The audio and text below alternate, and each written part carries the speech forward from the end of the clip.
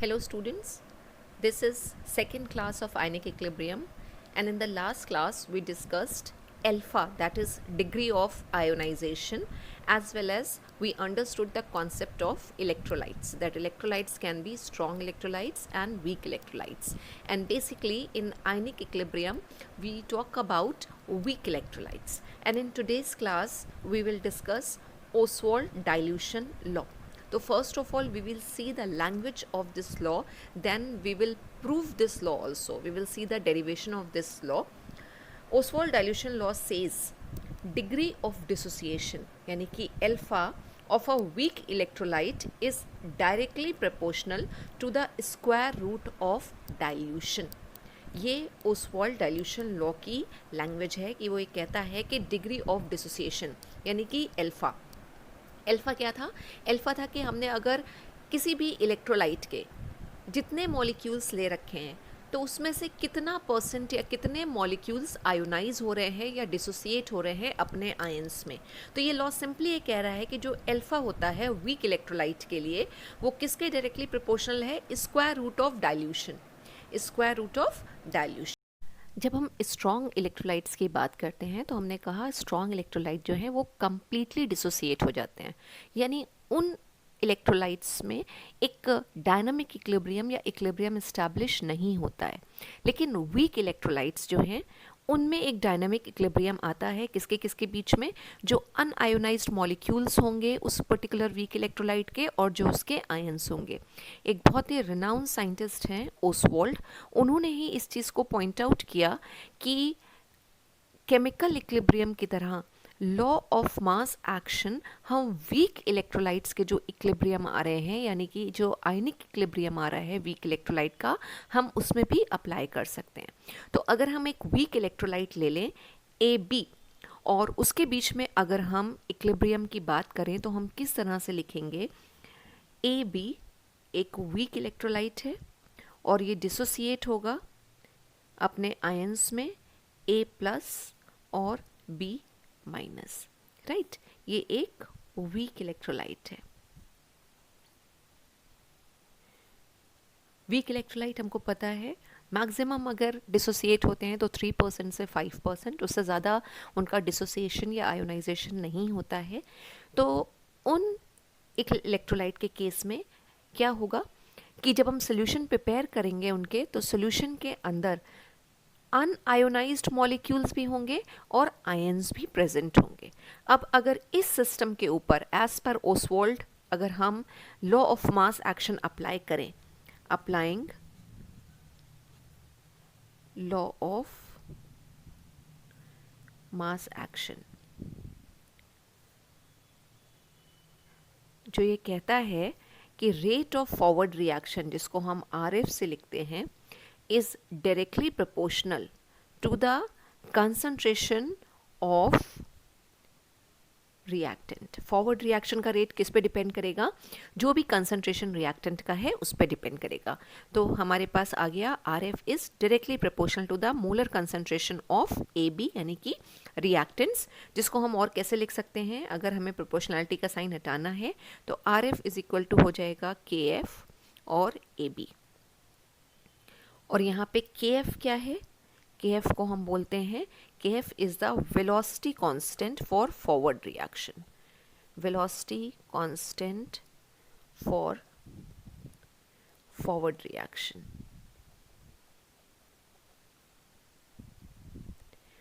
अब ये reaction reversible in nature है, तो अगर ये फॉरवर्ड डायरेक्शन में चल रही है तो बैकवर्ड डायरेक्शन में भी चलेगी, और जब बैकवर्ड डायरेक्शन में चलेगी तो जो हमारे आयंस हैं A प्लस और B माइनस वो हमारे रिएक्टेंट्स हो जाएंगे.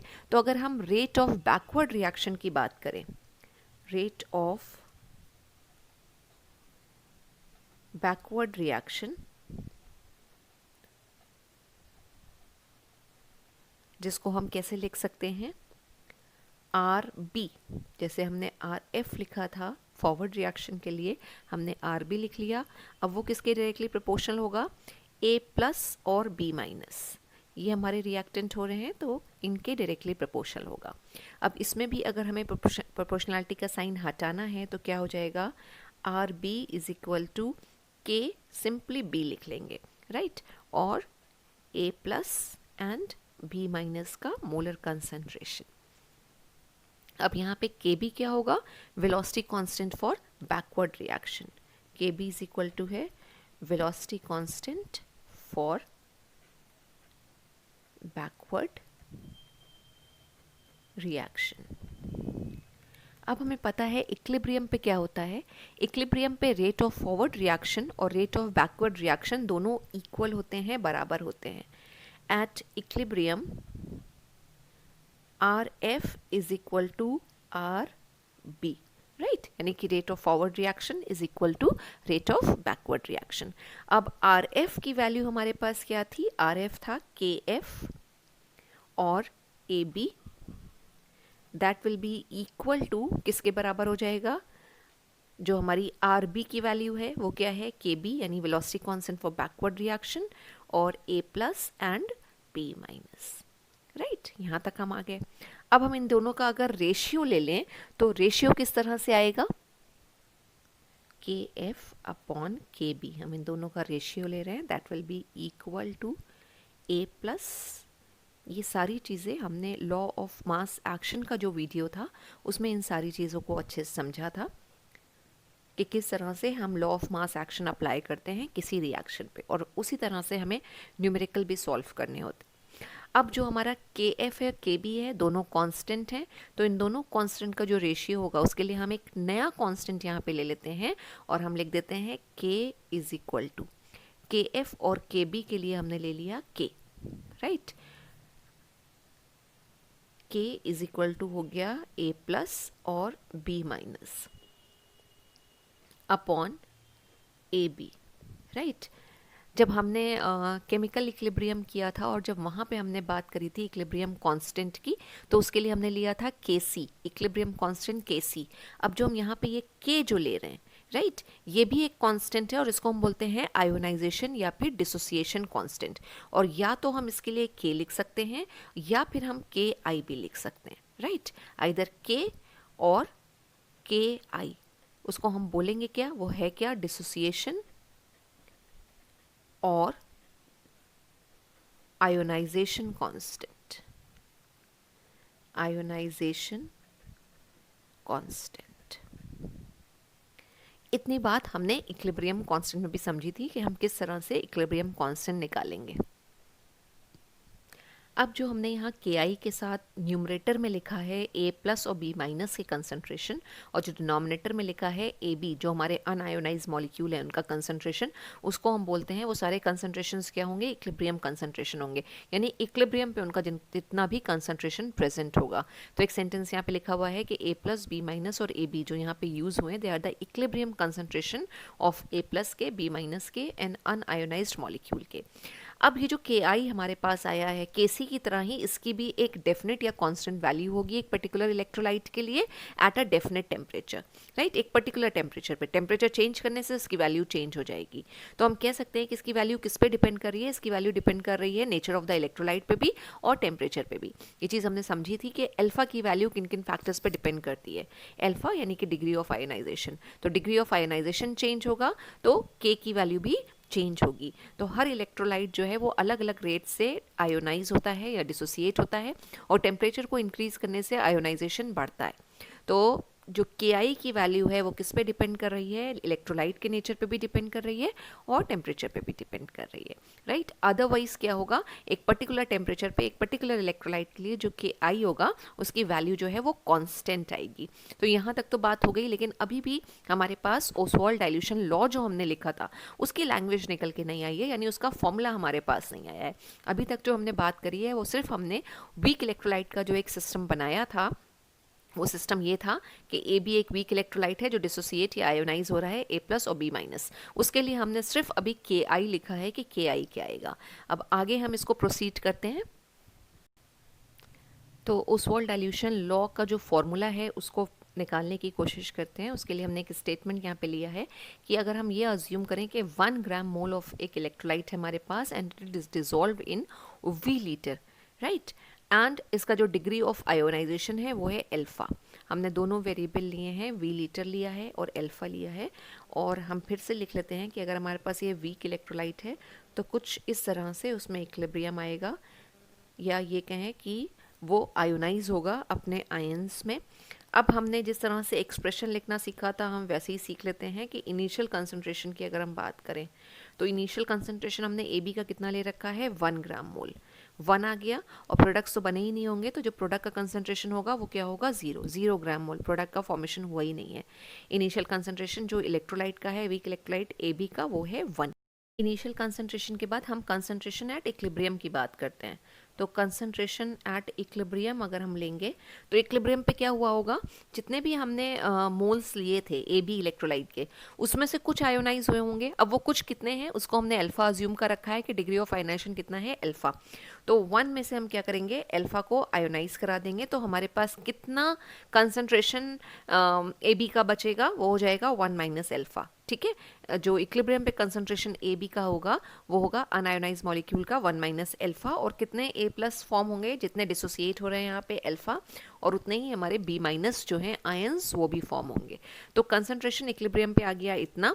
और अगर हम अब इसके एक्टिव मास की बात करते हैं तो हम क्या करते हैं, इसको डिवाइड कर देते हैं वी से, राइट। पूरा मोलर कंसंट्रेशन आ जाएगा, यानी 1 minus alpha gram mole divided by V litre. तो हमारे पास मोलर कंसंट्रेशन आ गया, मोलैरिटी की जो बात कर रहे हैं। ये कंसंट्रेशंस आ गए हैं हमारे इक्विलिब्रियम पे। इस तरह से हमने कुछ एक्सप्रेशन लिखना सीखा था। अब हमने जो वीक इलेक्ट्रोलाइट के लिए के आई अभी लिखा था, वो के आई क्या था, सिंस के आई इज इक्वल टू हम बोलते हैं concentration of products upon concentration at equilibrium of reactant. ये आ गया हमारे पास। अब हम इसमें वैल्यूज़ को पुट करते हैं, जो भी a प्लस बी माइनस और ए बी की वैल्यूज़ यहाँ पे कंसंट्रेशन है इक्विलिब्रियम पे, उसको हम पुट करते हैं। तो a प्लस कितना है, a प्लस है अल्फा बाई v, तो v यहाँ आ जाएगा डिनोमिनेटर में। b माइनस का कंसंट्रेशन क्या है, अगेन अल्फा बाई v, और उसके बाद ए बी का कंसंट्रेशन कितना है, 1 माइनस अल्फा चला जाएगा डिनोमिनेटर में, और अपॉन वी है, तो जो अपॉन वी है वो वी आ जाएगा न्यूमरेटर में। तो कुछ ये आ गया हमारे पास। अब हम इसको कैंसिल कर लेते हैं, इसमें से ये वी और ये वी हमारा कैंसिल हो जाएगा, और हमारे पास क्या आ रहा है यहाँ पे, alpha square. Alpha square upon यहाँ पे क्या बचेगा, 1 माइनस अल्फा और वी। ये आ गया हमारा के या के आई की वैल्यू, राइट। हमें ये चीज़ पता है कि कंसंट्रेशन और वॉल्यूम में क्या रिलेशनशिप होती है, since concentration is equal to होता है 1 बाई वी। अब किस तरह से कंसंट्रेशन 1 बाई वी होता है, हमने लास्ट क्लास में ही बात करी थी कि जैसे जैसे हम डाइल्यूशन बढ़ाते जाते हैं, यानी अगर हम उस पर्टिकुलर सोल्यूशन के अंदर वाटर को ऐड करते जाएंगे तो वॉल्यूम जो है वो तो इंक्रीज होगा, लेकिन जो कंसंट्रेशन है वो डिक्रीज कर जाएगा। वाटर को ऐड करने से डाइल्यूशन बढ़ता है, कंसंट्रेशन इंक्रीज करता है। यानी कंसंट्रेशन में सी यहाँ पे है कंसंट्रेशन में और वॉल्यूम में या फिर डाइल्यूशन में इन्वर्सली प्रोपोर्शनल का रिलेशनशिप है। As the concentration decreases dilution increases, या फिर वॉल्यूम इंक्रीजेस, या फिर वाइस वर्सा हम बोल सकते हैं कि as the concentration increases volume decrease करेगा या फिर डाइल्यूशन डिक्रीज करेगा। तो जो सी है उसकी वैल्यू होती है 1 बाई वी। तो हम और कैसे लिख सकते हैं, जो भी हमने यहाँ पे के आई लिखा था, K I is equal to alpha square upon 1 minus alpha, और अपॉन यहाँ पे क्या आ रहा है, V. It is like 1 by V, 1 by V के बराबर है। तो और ये क्या हो सकता है, K I is equal to alpha square, right. और 1 बाई वी क्या है, सी, तो ये हो जाएगा C alpha square upon 1 minus alpha, right. I hope you understood कि हमने सी यहाँ पे कैसे लिखा है। This is actually 1 by V, और 1 by V is equal to क्या है, सी। तो सी कहाँ आएगा, न्यूमरेटर में आएगा। तो के आई की वैल्यू आ गई C alpha square upon 1 minus alpha. अब जब हम वीक इलेक्ट्रोलाइट्स के लिए बात करते हैं, फॉर वीक इलेक्ट्रोलाइट्स, या कि आप न्यूमेरिकल प्रॉब्लम में भी देखेंगे कि हम कुछ इसी तरह से लेंगे। फॉर वीक इलेक्ट्रोलाइट्स के लिए हम कहते हैं value of alpha is very very less, और इसको हम बोल सकते हैं alpha is very very small, very very small. यहाँ पे हमने लेस देन के लिए 2 ये सिंबल लगाए हैं, इसका मतलब है जो वैल्यू है वो डबल डेसिमल में चली जाएगी। तो 1 minus alpha, therefore 1 minus alpha can be taken can be taken as 1, पूरा हम इसकी जगह पे 1 ले लेंगे। अब देखिए अल्फ़ा की वैल्यू जो होती है वो बहुत ही कम होती है, 0.01% या 0.001%। तो 1 में से अगर आप 0.001 को माइनस करेंगे तो जो वैल्यू आएगी वो 0.9 समथिंग आएगी, जिसको हम राउंड ऑफ करके 1 भी बोल सकते हैं। तो अल्फ़ा जो है वो बहुत ही कम आ रहा है। तो जो वैल्यू आ रही है, सपोज अगर वो 0.98 आ रही है तो 0.98 को हम राउंड ऑफ करके 1 भी ले सकते हैं। तो पूरा जो 1 माइनस अल्फ़ा है, अल्फ़ा स्मॉल होने की वजह से पूरा जो 1 माइनस अल्फ़ा है उसको हमने 1 की तरह ले लिया। देयरफॉर क्या हो जाएगा, k और ki is equal to C alpha square. ये आ गया हमारे पास। अब c को हमने क्या बोला था, c इज इक्वल टू क्या है, 1/v। तो हम इसको और कैसे लिख सकते हैं, k is equal to 1/v alpha square. और हमें ओसवाल्ड डाइल्यूशन लॉ जो है वो अल्फ़ा के टर्म में बताना है, तो हम इसको और कैसे लिख सकते हैं, alpha square is equal to K V. आ गया ये चीज़। और इसको अगर हम चेंज करें तो क्या हो सकता है, और alpha is equal to under root K V. अब ओसवाल्ड डाइल्यूशन लॉ की जो लैंग्वेज थी उसको रिकॉल करते हैं।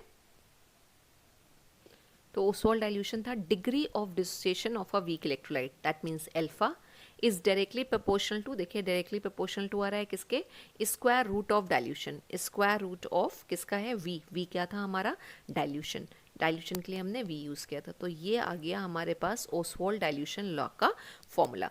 और अगर इसको हम सी के टर्म में लिखना चाहें तो हम यहाँ से स्टार्ट किया था, हम इसको सी के टर्म में भी लिख सकते हैं कि alpha square is equal to क्या हो जाएगा, के अपॉन सी, राइट। और अल्फ़ा इज इक्वल टू क्या हो जाएगा, under root K by C. और 1/c को हम क्या बोलते हैं, 1/c इज इक्वल टू क्या होता है, डाइल्यूशन। 1/c या v इज इक्वल टू क्या है, डाइल्यूशन। तो अल्फ़ा जो है वो डायरेक्टली प्रोपोर्शनल है किसके, स्क्वायर रूट ऑफ डाइल्यूशन के, यानी 1/c के। तो अगेन आइदर दिस v के टर्म में या कंसंट्रेशन के टर्म में जब हम बात करते हैं, तो this is the formula for Oswald dilution law.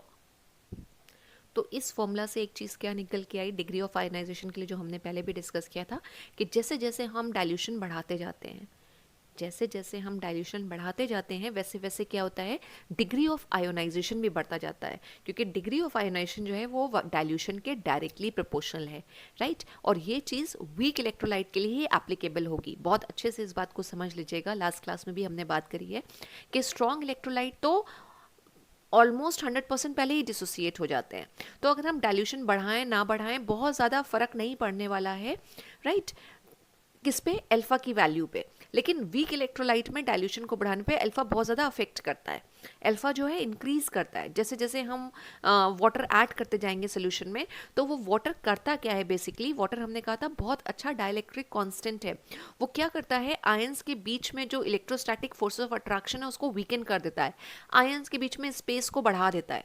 और जब आयंस के बीच में बहुत ज़्यादा स्पेस आ जाता है तो बेसिकली आयंस हमें किस लिए चाहिए, कंडक्टिविटी के लिए चाहिए, अगर हम कंडक्टिविटी की बात करें। तो जब आयंस में आपस में ही कोई भी फोर्सेस ऑफ अट्रैक्शन या फिर फोर्सेस ऑफ रिपल्शन काम ही नहीं करेंगे, क्योंकि हमने उसमें इतना वाटर ऐड कर दिया है, डाइल्यूशन बढ़ा दिया है कि जो आयंस हैं उनके बीच में बहुत ज़्यादा स्पेसेस आ चुके हैं। और जब स्पेसेस आ गए हैं तो ना तो उन पे कोई फोर्सेस ऑफ अट्रैक्शन लग रहे हैं, ना ही उन पे कोई फोर्सेस ऑफ रिपल्शन लग रहे हैं। तो हर आयन इंडिपेंडेंटली माइग्रेट करता है और अपना पूरा का पूरा कॉन्ट्रीब्यूशन देता है कंडक्टिविटी में, राइट। तो एक इंपॉर्टेंट चीज़ जो ओसवाल्ड डाइल्यूशन लॉ से आ रही है वो वीक इलेक्ट्रोलाइट के लिए ही आ रही है, और वो ये आ रही है कि जैसे जैसे हम डाइल्यूशन बढ़ाते जाते हैं वीक इलेक्ट्रोलाइट का अल्फा यानी कि डिग्री ऑफ आयोनाइजेशन बढ़ता जाता है। इस चीज़ को अच्छे से याद रखिएगा। और फॉर्मूला क्या है ओसवाल्ड डाइल्यूशन लॉ का, alpha is equal to under root K V, ये फॉर्मूला आ रहा है। अब एक इसमें क्वेश्चन और पूछ लिया जाता है कि ओसवाल्ड डाइल्यूशन लॉ की लिमिटेशन क्या है, राइट। एक लिमिटेशन है जिसको हम ऐसे ही डिस्कस कर लेते हैं, और वो ये कि ओसवाल्ड डाइल्यूशन लॉ को अगर हम स्ट्रॉन्ग इलेक्ट्रोलाइट के लिए अप्लाई करना चाहें तो हम स्ट्रॉन्ग इलेक्ट्रोलाइट्स के लिए अप्लाई नहीं कर सकते।